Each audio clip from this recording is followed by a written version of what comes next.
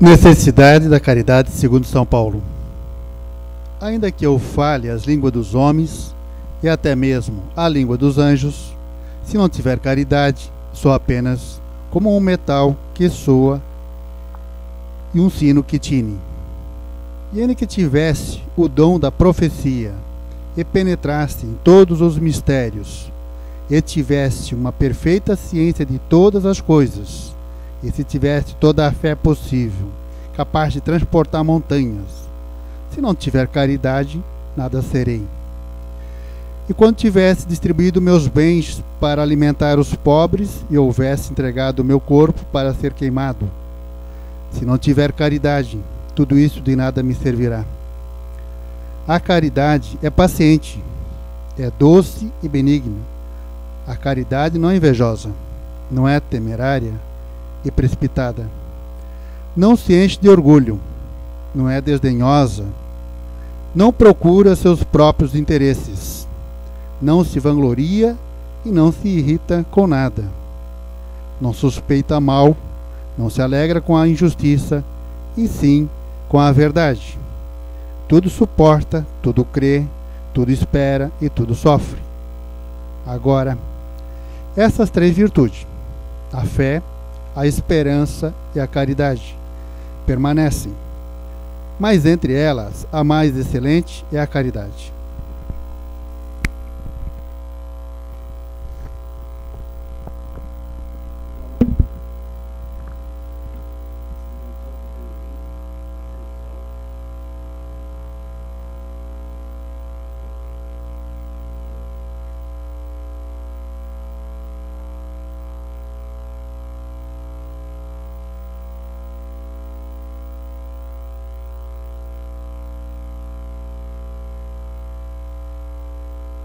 Alô, alô, opa, som.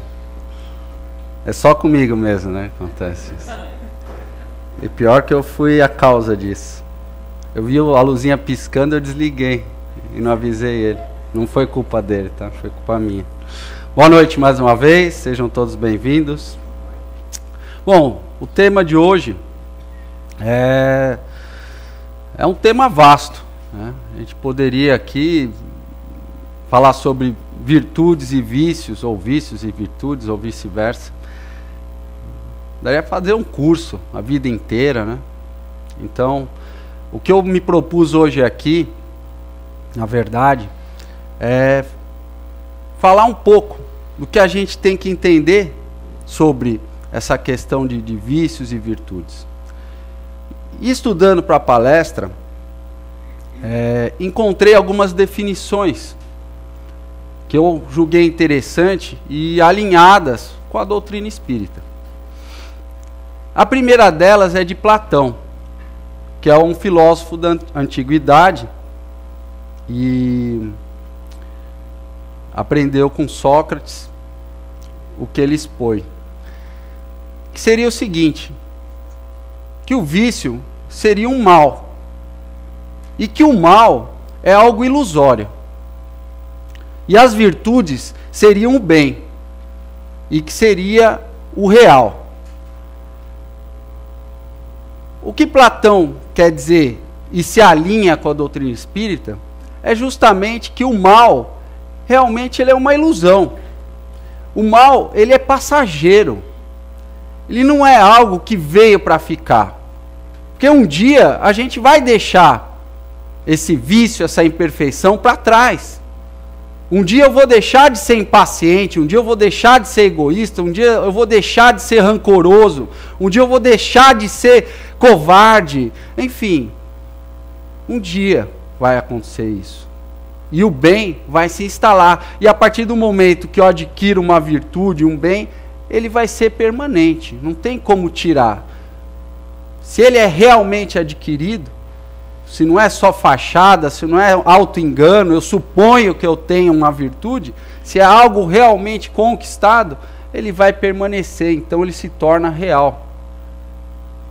Aristóteles colocava a virtude como uma média justa. O que seria a média justa? Seria um equilíbrio entre um excesso, que seriam os vícios. Então, Aristóteles coloca os vícios como excessos, tanto para mais quanto para menos. E a virtude seria justamente a moderação, o meio disso aí. Um exemplo para dar para vocês seria o quê?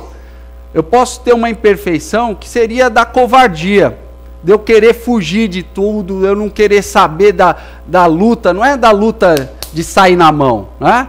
É da luta do dia a dia, de enfrentar os problemas. Então eu prefiro fugir, eu prefiro ser covarde. Isso é um vício. Mas eu posso ter um excesso de coragem, que seria a virtude, né, que contrapõe a covardia, mas eu ser uma pessoa com o que se chama de temeridade, que é aquela coragem presunçosa, arrogante, imprudente, que eu não meço consequências. Não, eu já pego e faço, acabou. E quando vê, cara, eu não pensei que podia estragar a vida de alguém, estragar a minha vida. Então, para Aristóteles, e que se alinha muito com a doutrina espírita, que a gente vê muitos nos nossos estudos e no que a gente aprende, é justamente o quê?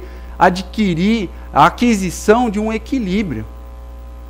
A gente não pode ser nem tanto para cá e nem tanto para lá. Para a gente ir no meio termo. E há um filósofo da modernidade, que é contemporâneo de René Descartes, um iluminista, né? Que chama, mais conhecido como, o sobrenome dele é Spinoza. O primeiro nome acho que é Baruch. Ele é holandês. E ele coloca o vício, e que eu achei interessante, porque a gente sempre pensa assim no vício, algo como pegajoso, uma doença, né? Até há muito tempo atrás aí, a própria medicina, né, queria criar essa conexão dos vícios como se fossem as imperfeições, né, morais ali, como uma doença. E na verdade o Spinoza, ele coloca os vícios como uma fraqueza. E que justamente o é. E que se alinha também muito com a doutrina espírita, e que a gente percebe que se fortalecendo, né, através das virtudes, criando hábitos bons, é que a gente vai subjugar os maus hábitos. Não é verdade?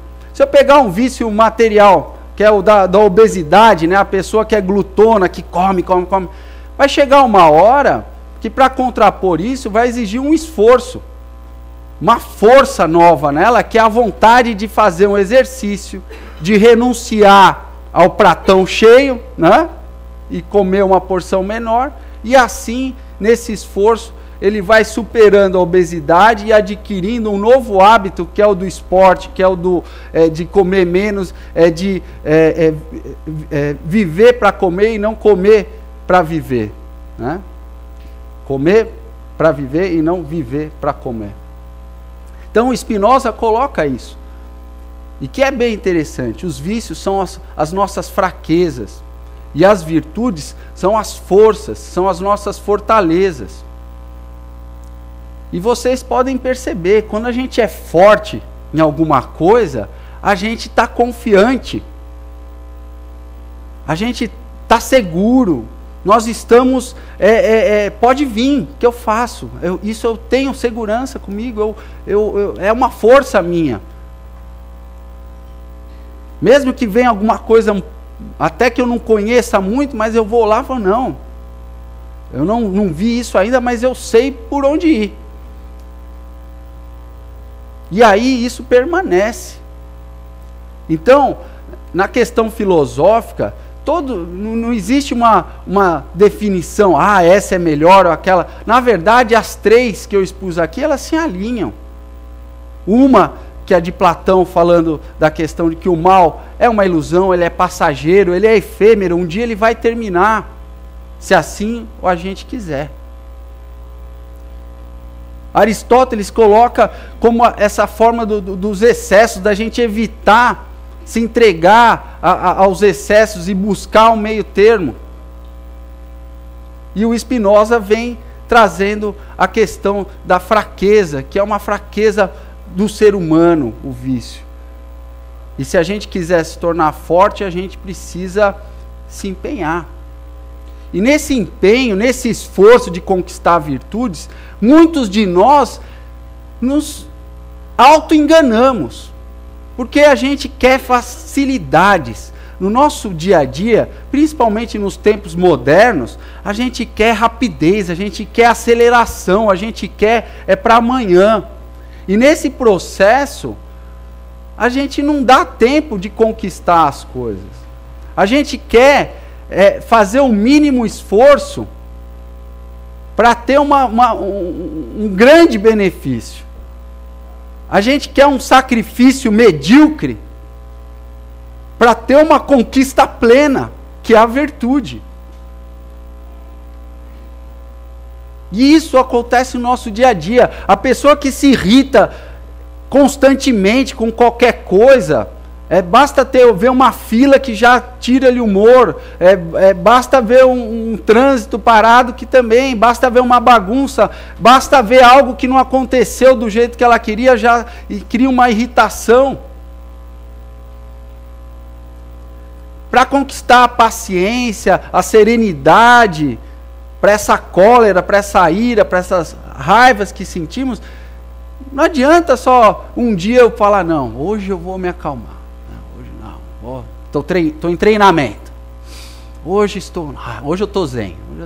Mas assim, às vezes depois do almoço, esse lance zen, acontece uma coisa um pouco até parecida, ou um pouco pior, ou mais uma chateação que costuma lhe tirar o ânimo, o humor, aí já acabou. Aí a gente fica nesse vai e vem.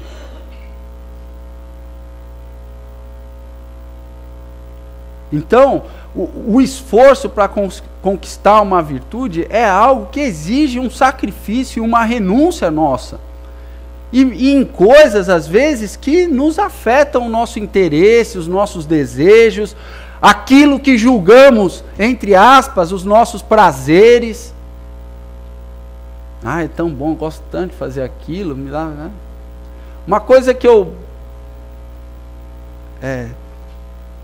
ando buscando tentar aprender é identificar o que é realmente prazeroso na minha vida.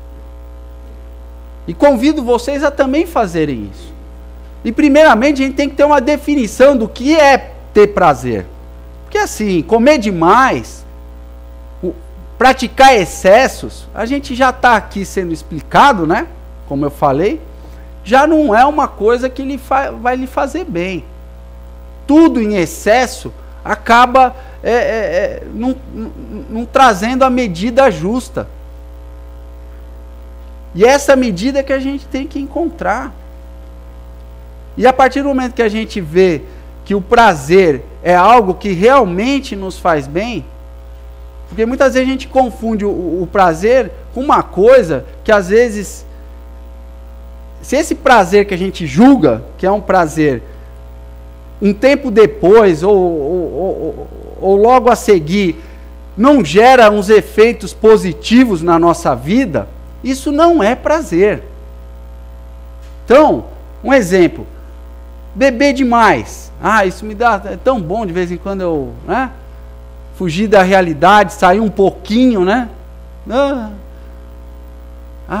Me sinto bem, mas isso não faz bem, a gente já sabe que não faz bem. Eu estou agredindo o meu organismo, eu estou danificando um instrumento que nem é meu, que está de empréstimo, que Deus concedeu a mim, para eu vir aqui me melhorar e não me piorar. E aí assim vai, gente, quem fuma, quem bebe, quem toma droga.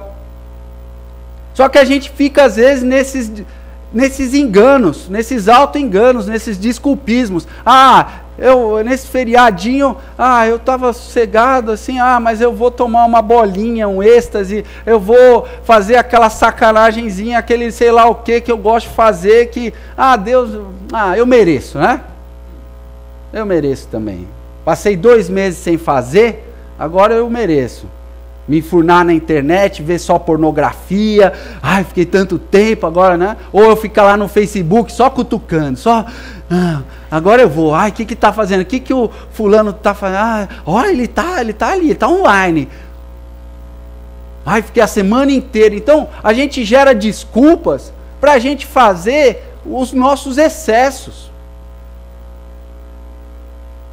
E isso não é conquistar a virtude, isso não é fazer bem para nós. Então, a gente tem que conceituar o que realmente me dá prazer. Muitas vezes a pessoa fala, eu gosto de ficar sozinho. Mas a gente tem que parar e pensar o quão bem realmente esse ficar sozinho faz bem. Será que não é medo de se interagir, de se relacionar socialmente, de se expor? São questões íntimas de cada um de nós que a gente tem que avaliar. E muito bem. Que eu adoro conversar. Eu adoro, me faz tão bem. Então eu vou na casa da vizinha, eu vou na casa do fulano. Se não dá para ir na da mamãe, eu vou na da titia. E dá-lhe fofoca, né? Porque se eu vou na tia, eu falo mal da mãe. Se eu vou na mãe, eu falo mal da tia. Você viu? Comprar um carro não tem onde cair morto, mas trocar carro, troca, né? Aí a gente resolve e acha que está sendo, né? Esse fim de semana foi tão bom. Só que não para pensar que ficou fofocando da vida alheia o final de semana inteiro. Falando da vida dos outros e a tua. Onde é que foi parar? No Facebook só? As fotinhas que tira para... eu fui na casa da titia, fui na casa da mamãe. Mamãe fez o pudim. É só ali. A realidade da pessoa está lá, só no Facebook. Ou está só se enganando e achando que o final de semana foi prazeroso. Quando a gente age assim, a gente está dormindo, a gente não está vivendo, a gente não está prestando atenção. Ontem no curso aqui do módulo, né, de Espiritismo, eu comentei sobre uma questão a qual Jesus nos aconselha ali, no Livro dos Espíritos também, a sermos severos com nós mesmos e indulgentes para com os outros. Quando Jesus fala para a gente ser severo com a gente, não é a gente ficar assim, né? Se batendo, se culpando, eu fiz errado. Não, não é isso. É nós termos uma vigilância mental e ativa, crescente e permanente na nossa vida. Eu ficar me observando. Opa, esse final de semana, o que eu fiz? Eu fui na casa da tia. O que eu fiquei falando na casa da tia? Foi alguma coisa útil? Eu ajudei ela em alguma coisa? Eu me ajudei? Eu construí alguma coisa de bem para as nossas vidas? Não. Eu só falei mal da fulano, do ciclano, ficamos caçoando da vida do outro, ridicularizando a outra. Então, na hora que a gente começa a ser severo com a gente, não é a gente se punir, se isolar, falar... Não, até porque esse mecanismo de culpa acaba abrindo uma brecha, uma porta, para a gente desistir dos ideais que a gente está buscando aqui, desertar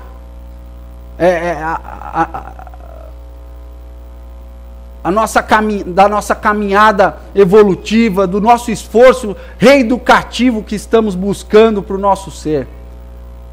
E às vezes começa só numa culpinha, que eu já tenho um pouco de consciência, sei que fiz um ato ruim, e aquilo eu resolvo me punir, e aí eu mesmo me faço tirar do meu caminho, que estava tão bom. Porque a partir do momento que a gente começa a ser severo com a gente mesmo, a gente também começa a se desculpar, a gente busca melhoras, novas soluções. Quando a gente fica só se culpando, é impulso para baixo, é uma derrota para nós mesmos, que a gente está se impondo, não é a vida, não são as pessoas.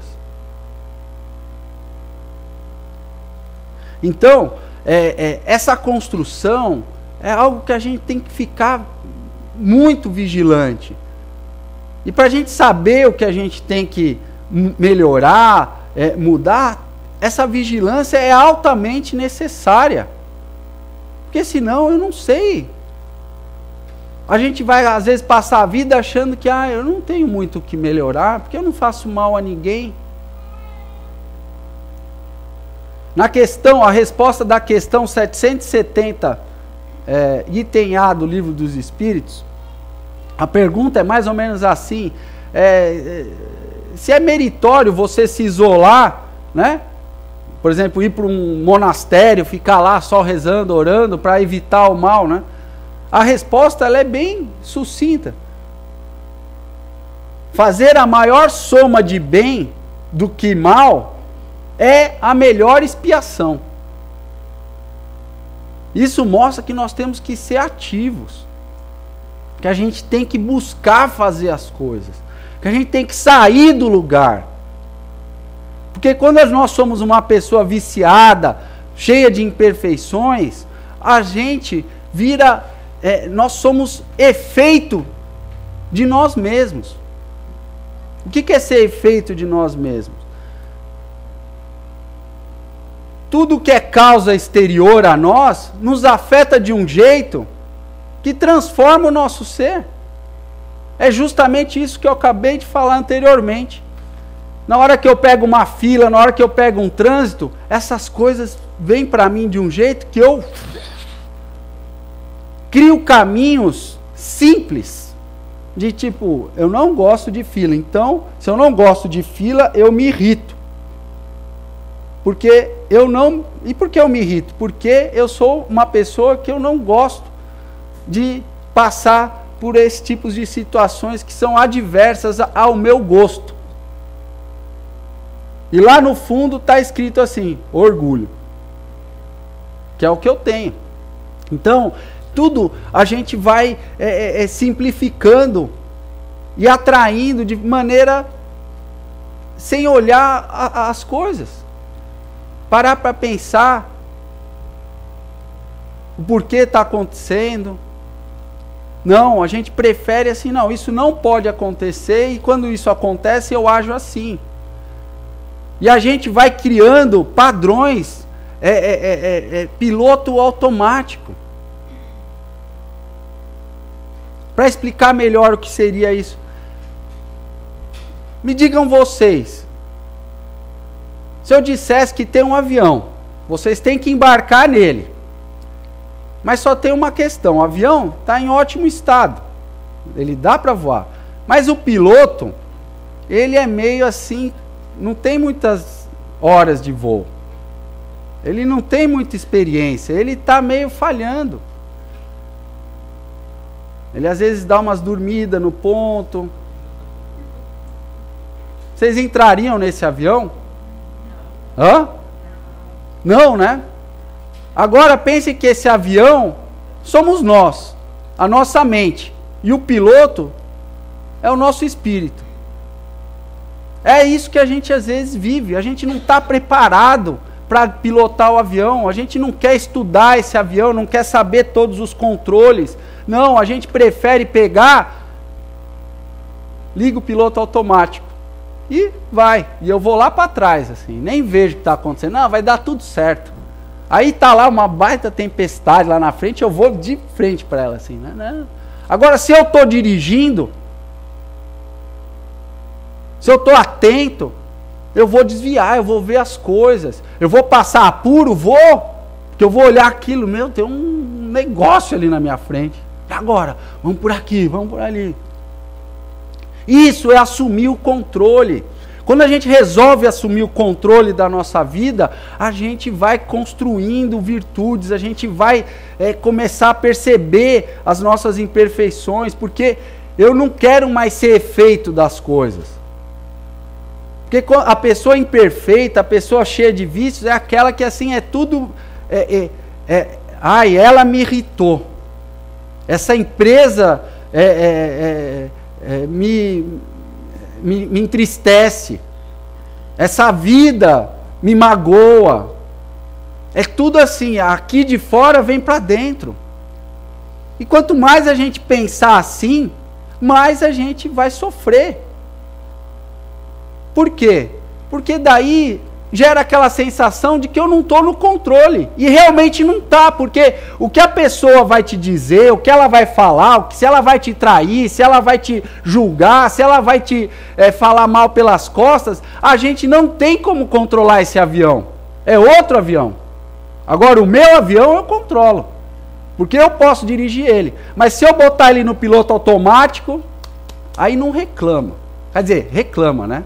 Porque daí a gente fica sofrendo, fica, eu tô dodói, por que me traiu? Por que tá acontecendo isso comigo? O que que eu fiz? Você tava lá atrás, lá no banheiro, fumando, que não pode, fazendo coisa errada, e o avião indo para onde for. E é assim com a nossa vida. E é muito sério isso, gente. Muitos de nós não estão no controle da própria vida. Está suscetível a carinhas, né? Chega a mãe, o pai, o amigo, o colega de trabalho, está assim, já me afeta, o que foi? O que será? Será que é comigo? Poxa, né? Aí nem pergunta, aí já começa a tratar mal a pessoa também. Oi. Aí o outro fala, o que deu agora, né? Tô com um baita problema lá em casa, lá, estourou todos os canos, aí tô assim, né? Aí o outro, né? Então a gente não interage, a gente deixa tudo assim, na nossa imaginação, na nossa ilusão, a gente fica, né, perdido. Mas a gente precisa assumir o controle do manche, que é a nossa vida. Eu falo, não, o que eu quero? Ainda mais quando a gente vem aqui, está aprendendo, está lendo, está estudando, aí a gente tem mais condição ainda. Mas daí precisa o quê? Esforço, precisa querer. Exige, às vezes, sacrifícios. Renunciar à nossa vaidade, ao nosso orgulho. A saber pedir ajuda. A saber ajudar também.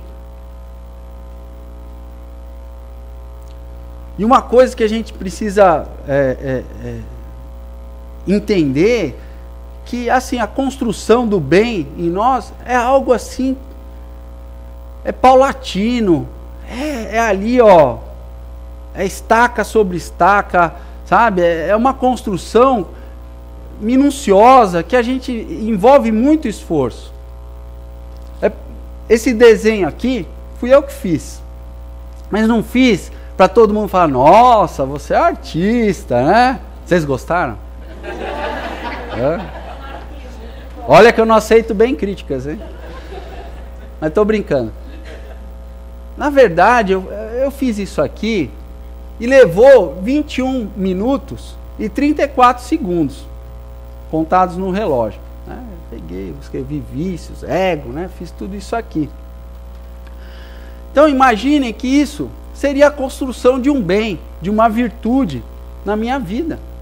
Poxa, eu vim aqui, peguei um cadarço, fiz, né, para ficar redondinho. Poxa, foi esforço, eu apaguei, eu fiz de volta, eu fiz, né, uma outra fonte aqui, uma outra fonte aqui. Eu usei minha criatividade, eu resolvi me expor, enfim, foi uma série de recursos que eu utilizei. Fazendo uma analogia, para implantar esse bem.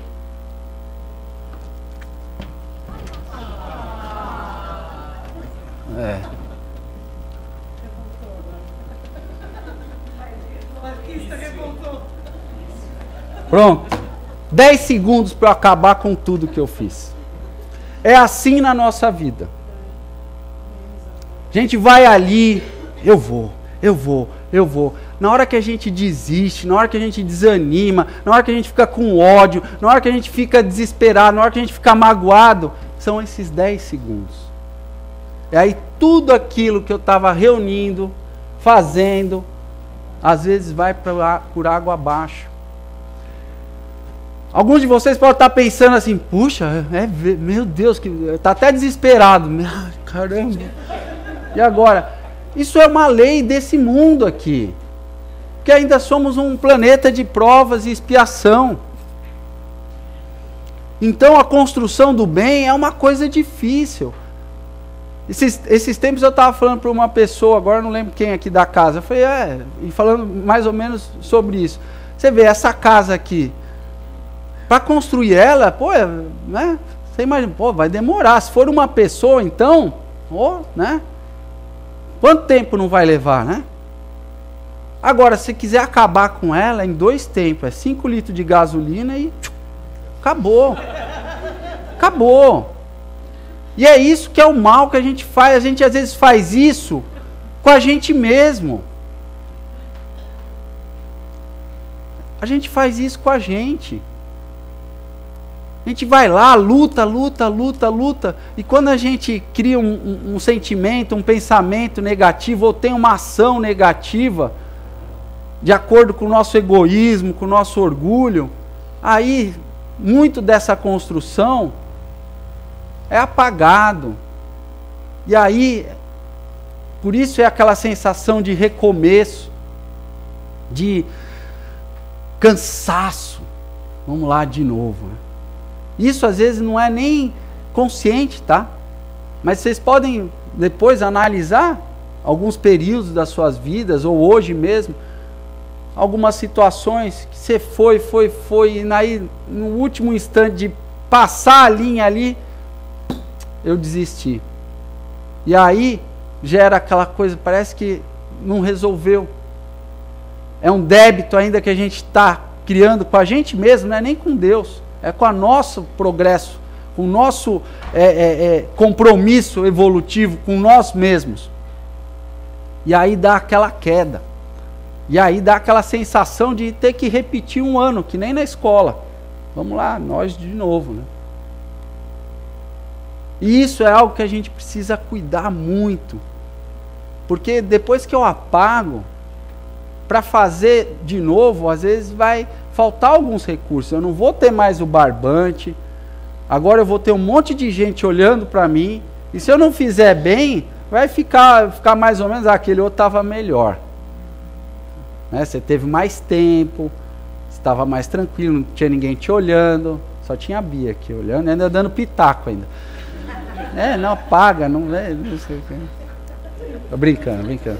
Ela me ajudou, ela é crítica, né? Então ela, se ficou bom, graças a ela também.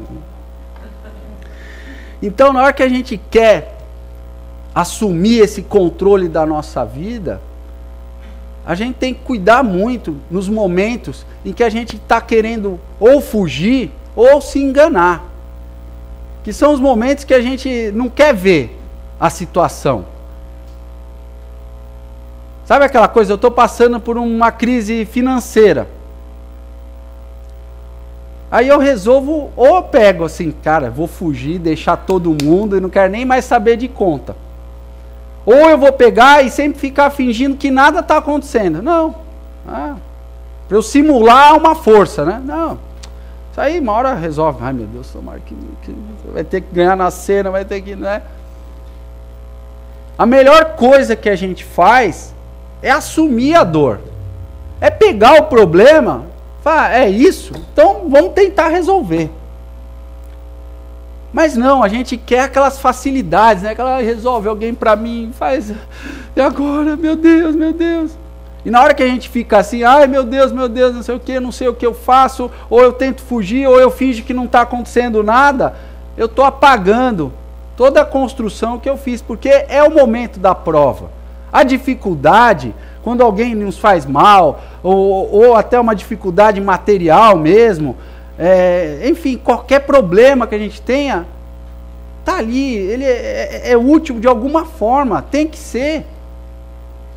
E se a gente não assumir, tem um problema, tenho que resolver, e vou buscar os recursos, o que for necessário para resolver isso. Se vai ser bem resolvido, se vai resolver conforme eu queria, se vai dar o resultado, não sei. O problema é que a gente já fica preocupado, né? Eu fico pensando assim, não vai dar. Nunca vi isso, como é que resolve? Eu não sei, então melhor nem resolver, né? Não. Ou fala, não quero nem saber, vou fugir, vou para outro lugar. Não adianta. tem que pegar aquilo e vou resolver. A pessoa que busca ter virtudes, naturalmente ela busca ser mais responsável.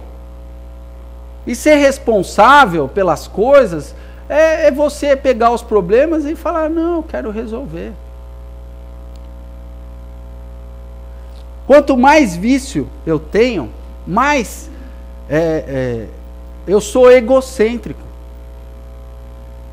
Mais eu tenho, como eu disse em outra palestra, a centralização do ego. O que seria isso? Eu estou aqui, né? E o meu problema está aqui. Vamos dizer assim, eu fui traído, traição. Aí eu crio uma linha para isso, e outros problemas que eu tenho, e eles ficam orbitando à minha volta. São as causas exteriores que eu fico me ligando a elas. Ah, o meu marido me traiu, minha esposa me traiu. Então isso faz com que, se eu só penso em mim, se eu acho que eu me julgo, que eu não merecia que isso acontecesse comigo, eu fico estabelecendo uma fixação a esse problema. E aí eu sempre vou me sentir traído, sempre vou ter ódio, sempre a decepção vai virar uma mágoa. Aí eu vou começar a disparar e começar como fala, a estigmatizar, né? Um efeito halo assim, né? Eu falo, não, nenhum homem presta, nenhuma mulher presta. Ou assim, quando alguém, né? Ingratidão. Aí, o que naturalmente o egocêntrico faz? Ah, não ajudo mais ninguém. Não é verdade? A gente ajuda a pessoa lá, a pessoa pega e ainda te rouba uma grana, sei lá, ou ainda te caçoa, fala, ah, você é tonto, sei lá. Aí você fica sabendo, nossa, pra quê, né? Não ajudo mais. Não ajudo mais ninguém. Não quero mais saber. E aí?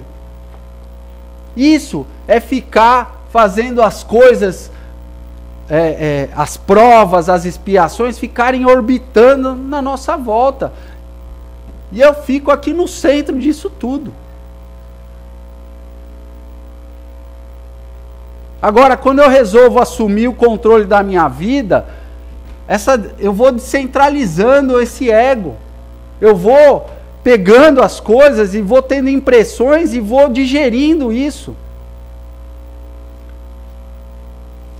Aqui eu começo a querer compreender, aqui também. Fala, por que será que ela fez? Será que eu não dei? Aí a gente começa a pensar, a filosofar sobre a nossa própria vida.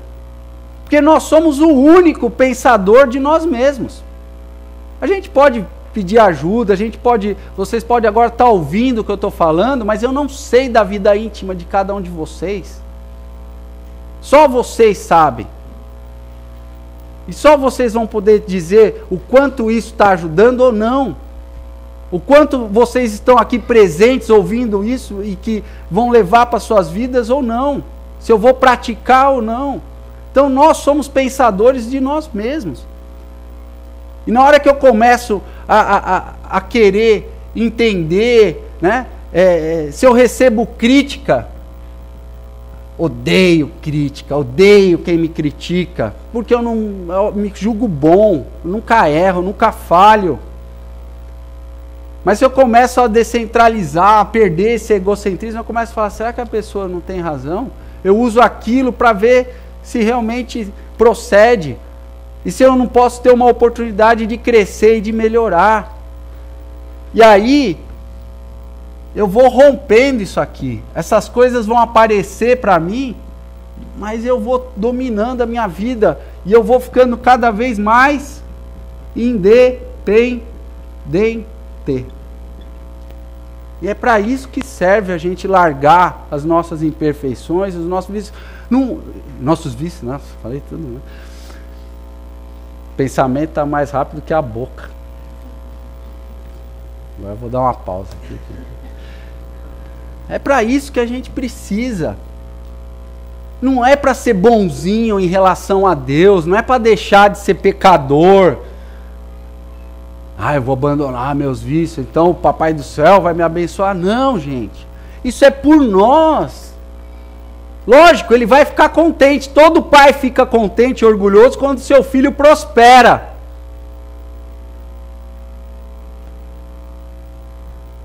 Mas daí eu começo a andar com as minhas próprias pernas. É isso que a gente tem que querer, pessoal. Nos tornarmos independentes. Começar a quebrar essas ligações que a gente mesmo faz. A gente não pode ficar culpando esse círculo externo a nós, as pessoas. Por que eu fui falar aquilo? Por que eu disse isso? Assuma e vá e resolva. Não fique tentando se esconder de si mesmo e dos outros. Isso não vai adiantar nada. A grande experiência e que nos traz maturidade é você ir buscar a resolução das coisas. Isso é ser maduro. Quanto mais eu experiencio, mais maturidade eu vou ter. E, consequentemente, mais virtudes eu vou estar angariando, porque eu vou estar me conhecendo, eu vou sabendo os meus domínios, as minhas limitações, o que eu tenho que melhorar. E cada vez mais vou conquistando virtudes que eu ainda não tenho. Pensemos nisso, gente. Não como uma coisa assim é uma obrigação que eu tenho que fazer. Não. Se a gente pensar que isso é para o nosso bem, para a nossa vida, que vai chegar um momento que as pessoas que estão estressadas, as dificuldades, seja morais, amorosas, afetivas, educacionais, profissionais, já não vão começar a me afetar tanto. A gente vai começar a sentir o saborzinho assim dessa independência. E aí entra num círculo virtuoso, porque eu vou me fortificando. Até surgirem novas provas, né? E coisas que vão até nos deixar abalados, mas, enfim, já estaremos mais fortes do que éramos antes. Tá? E essa história toda sempre começa com a gente mesmo. Não adianta a gente expectar, ficar esperando a mudança dos outros. Eu li uma historinha que é da internet. Eu digo da internet porque a gente tem que cuidar muito com o que vem da informação da internet, sabe? Porque às vezes você lê lá uma frase e o cara escreve, é de Albert Einstein. Aí você vai ver a mais profundo, o cara botou errado e você sai propagando que a frase é do Albert Einstein, né? E aí acaba falando besteira.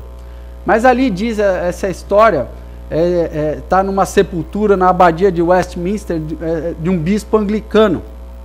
E eu lendo essa história, e é uma coisa que eu gosto muito de fazer quando eu dou palestra, que eu dou palestra primeiro para mim, eu vou olhando, né, vendo minha vida, as coisas, e para tentar passar um pouco disso para vocês, para ter uma veracidade e uma força para não ajudar só a mim, mas também a vocês.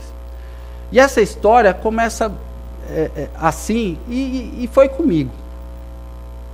Quando eu era jovem, livre, sabe? Eu tinha uma energia, uma criatividade imensa. E eu queria muito usar essa criatividade, essa força. Eu era idealista, sabe? Então eu queria mudar o Brasil. Eu, com alguns amigos, queria montar um partido com 17 anos de idade. Menos, 15 anos de idade. A gente pensou, a gente chegou a fazer um estatuto para criar um partido.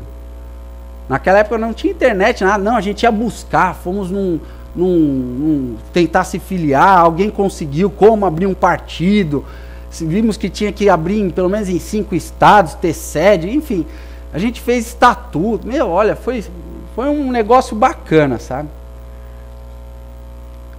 Mas passou o tempo, quando eu me mudei para Blumenau, E eu já comecei a ver que assim, mudar o Brasil ia ser uma coisa meio complicada. Aí quando eu vim para cá, eu me entusiasmei, que eu vim para abrir um negócio. Pô, vou ser empresário. Que mel, cara. E assim, eu tinha um exemplo na minha família, que é do meu avô, ele é de Catanduva, de São Paulo. Ele assim, nunca foi político, tá? Mas, cara, ele fez muita coisa pela cidade. Muita coisa, assim. Ele ajudou a trazer o Sesc, o Senai, sabe? Pô, brigava, nem ganhava por isso, tá? Tanto é que lá ele foi reconhecido, tem nome de rua, de praça, de bairro, enfim. E eu tinha esse espelho, esse exemplo, eu falei, poxa, né? Quando eu mudei para Blumenau, eu falei comigo assim, né? Você sabe que eu cheguei a pensar, um dia eu ainda gostava de política, né? Pensei em ser prefeito daqui, olha só, né? Roberto Carrilho para prefeito, meu Deus. Naquela época eu ainda era meio que, não era filiado, mas eu tinha um partido assim, ideologicamente compatível com o que eu pensava, né? E chegando aqui, né, essa atmosfera, né, desconfiada, né, de separação, de grupo, né? Aí eu vi que ia ser difícil mudar Blumenau, sabe? Eu vi que não vai dar certo. E aí eu me desencantei com essa ideia, então eu tive que arrumar uma outra, né? E aí eu conheci o Espiritismo, eu falei, meu Deus, vou mudar minha família. Meus amigos, você tem que ser espírita, cara. Cara, encontrei a chave dos mistérios do universo, da constelação cósmica universal, divina. Cara, é isso. Meu Deus. E assim, hoje eu tô com 40 anos. Na meia idade. E eu cheguei à conclusão que eu tenho que mudar a mim mesmo só. Esse é o caminho. E é coerente isso, porque pensem só, se eu começar a me mudar, de certa forma, eu vou ser exemplo para minha própria família. E eles vão falar, pô, Roberto, meu genro, meu cunhado, meu filho, meu pai, meu marido, poxa, esse cara tá mudando, hein? E talvez com a inspiração deles e a motivação deles em também se mudar, eu consiga motivações para mudar Blumenau e também o meu país. Então, às vezes a gente quer uma coisa muito distante da gente. E o que está mais próximo e cabível a nós é mudar nós mesmos.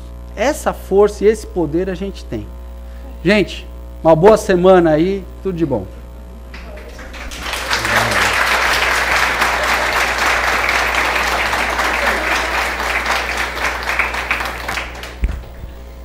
Obrigada, Beto.